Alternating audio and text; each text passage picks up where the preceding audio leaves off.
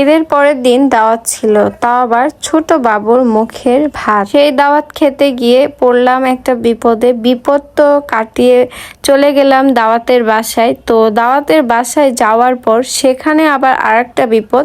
সেই বিপদটা হচ্ছে নিজের হাতে সবকিছু করা। তো যাই হোক, আমি রান্না বান্না করিনি, রান্না বান্না করার জন্য লোক নিয়েছিল। তো এই যে শসা আর লেবুগুলো ছিল, এগুলো কাটার মানুষ ছিল না। আর তার সাথে এই ছোট্ট বাবুটার, মিষ্টি বাবুটার মুখের ভাত ছিল।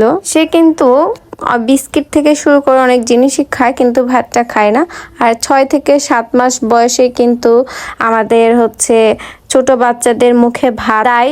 আর মুখে ভাত দেওয়ার সময় হুজুরেরাই সবসময় দিয়ে থাকে। হুজুরেরা দেওয়ার পর তার বাবা খাওয়ায়, তার নানারা, বড় মানুষ যারা থাকে, মুরব্বী মানুষ যারা থাকে, তারা এই ছোট্ট বাবুটা, মিষ্টি বাবুটার মুখে ভাত খাওয়ায়। যদিও বা আমি কোলে নিয়েছিলাম, আর এই পাশে ছিল রান্নাবান্নার আয়োজন, রান্নাবান্না করছিল। আর বাবুকে আমরা হচ্ছে বেশি কিছু দেইনি, খুবই অল্প সিম্পল খাসির মাংস, তার সাথে গরুর মাংস, আর তার সাথে শসা আর কিছু পরিমাণে লেবু দিয়েছিলাম।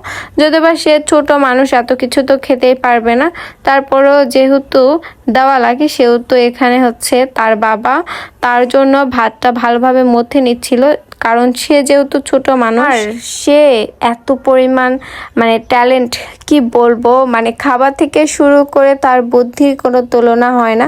সে এত ছোট, তারপরও দেখেন আমরা যেহেতু ভিডিও করছি, সে অন্যদিকে মুখ ঘুরিয়ে আছে। তারপর বাবুর হচ্ছে বড়াব্বু তাকে হচ্ছে খাওয়াচ্ছিল, সে তো হা করে আছে, হা করে বসে আছে।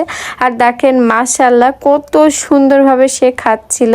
আসলে আমরা ছোট ছিলাম, আমাদের কেমনভাবে মুখে ভাত দেওয়া ছিল আমরা জানি না, কিন্তু ছোট বাবুটার মুখের ভাত দেওয়ার সময় যে এক্সপিরিয়েন্স কিংবা এরকম ছিল, আমি দেখে অনেক বেশি ভালো লাগছিল। আর এই তো আমাদের খিচুড়ি, এটা হচ্ছে খাসির মাংসের খিচুড়ি, আর তার সাথে ডাল ছিল, আর তার সাথে ছিল শসা, লেবু, দই, মিষ্টি, আরও আদার্স অনেক কিছুই ছিল।